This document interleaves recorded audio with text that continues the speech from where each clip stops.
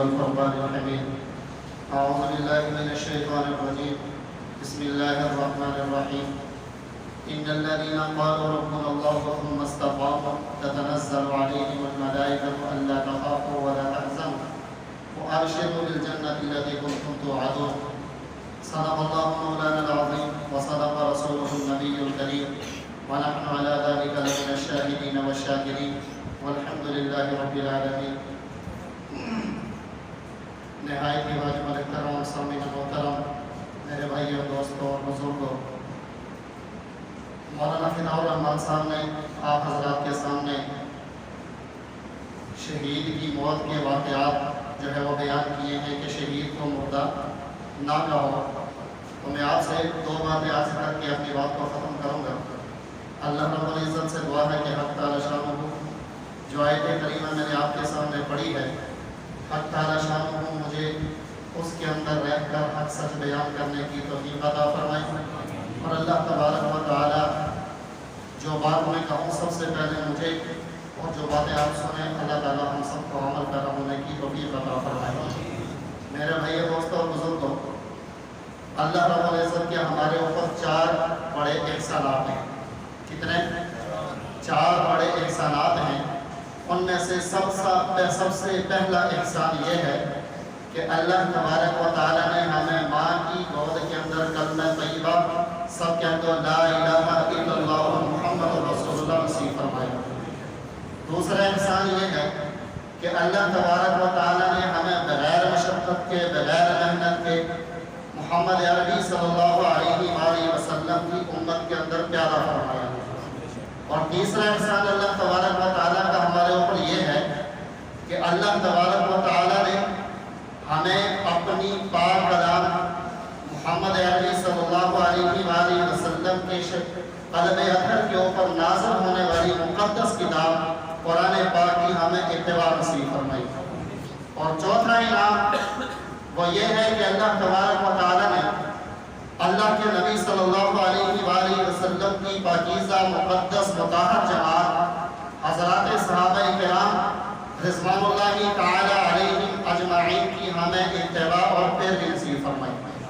یہ 4 انعام اتنے بڑے ہیں کہ اگر ساری کی ساری کائنات مل جائے اور مل کر اپنی ساری کی ساری عمر رکوع کے اندر گزار دے، سجدے کے اندر گزار دے، تہجدیں پڑھنے لگ جائے، اللہ کے راستے میں نکل کر اللہ کی فضائیں بلند کرنے لگ جائے، انسان کی عمریں ختم ہو جائے گی، لیکن انعامات کا شکریہ ادا احسان کے بس کی بات نہیں ہے. اللہ تعالیٰ کے بے شمار انعامات ہیں ہمارے اوپر. اللہ تعالیٰ قرآن کے اندر کہتا ہے وَإِن تَعُدُّوا نِعْمَتَ اللَّهِ لَا تُحْصُوهَا کہ میرے انعامات انسان کے اوپر اتنے زیادہ ہیں کہ اگر سارے کے سارے انسان مل کر ان کو شمار کرنا چاہیں تو ان کو شمار کرنا انسان کے بس کی بات نہیں ہے. سر کے بالوں سے لے کر پاؤں کے ناخن تک ہر نعمت اللہ تبارک و تعالیٰ کی وحدانیت کو پکار رہی ہے. یہ انسان ہی ہے جو اللہ تبارک و تعالیٰ کی ذات سے غافل ہے. اللہ تبارک و تعالیٰ کہتے ہیں وَقَالَ رَبُّكُمُ ادْعُونِي أَسْتَجِبْ لَكُمْ میرے بندے میرا گھر چھوڑ کر غیروں کے در پہ کیوں جاتا ہے؟ غیروں سے مانگنے کی کیا ضرورت ہے؟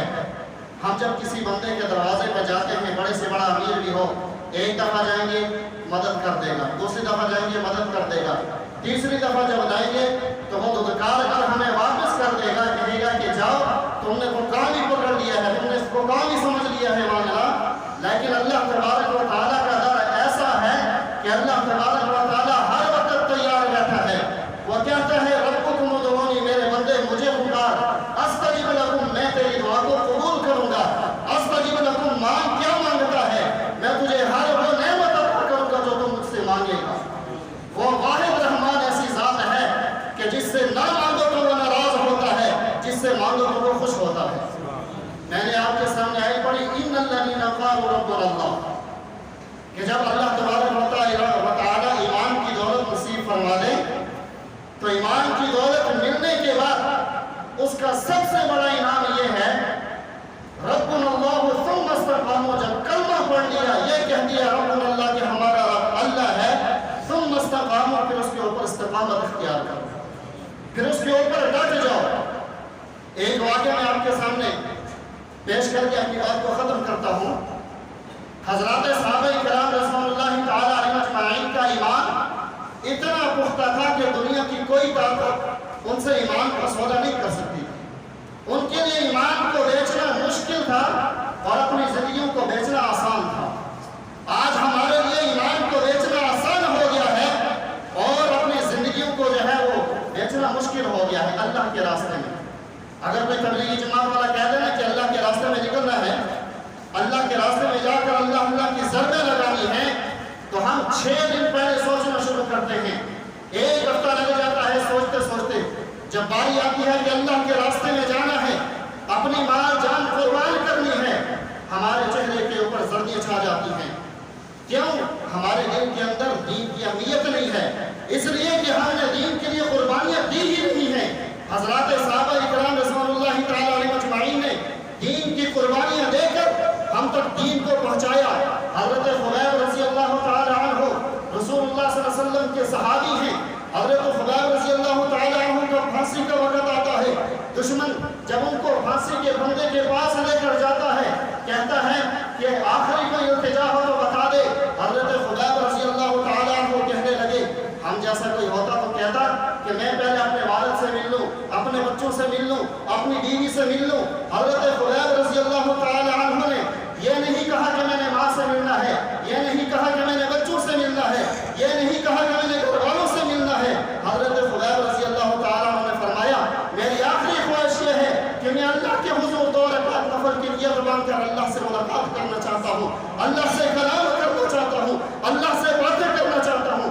حضرت خبیب رضی اللہ تعالیٰ عنہ 2 رکعت نفل نیت باندھ کر اللہ کے حضور کھڑے ہوتے ہیں۔ دل کے اندر خیال آیا کہ اللہ سے باتیں کرنے کا تو مزہ ہی الگ ہے، اللہ سے باتیں کرنے کا تو الگ ہی مزہ ہے۔ دل جیت چاہتا ہے کہ نماز کو اور لمبی کروں، لیکن دل کے اندر یہ بھی خیال آیا اگر میں نے نماز کو لمبا کر دیا تو کہیں دشمن یہ نہ سمجھ لے کہ موت سے ڈر کر اس صحابی نے نماز کو لمبا کر دیا۔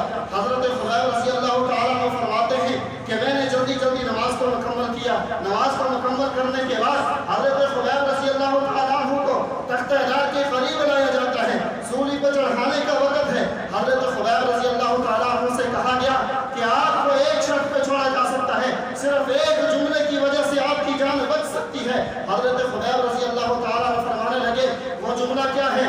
وہ ظالم جابر حکمران کہنے لگا کہ تو صرف اتنا کہہ دے کہ کاش آج میری جگہ سولی کے تختے کے اوپر محمد عربی صلی اللہ علیہ وآلہ وسلم کو معاذ اللہ لٹکایا جائے تو میں تجھے تیری جان بخشی کر دوں گا، تجھے چھوڑ دوں گا۔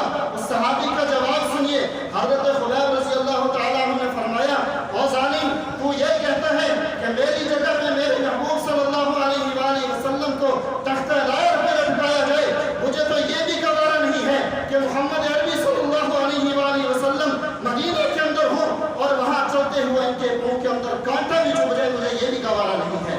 میں اپنی جان کا نذرانہ پیش کرنے کے لیے تیار ہوں۔ حضرت خبیب رضی اللہ تعالیٰ عنہ کو جب سولی کے اوپر لٹکایا گیا تو ان کی لاش سے آواز آئی، فزت برب الکعبہ، رب کعبہ کی قسم میں تو کامیاب ہو گیا۔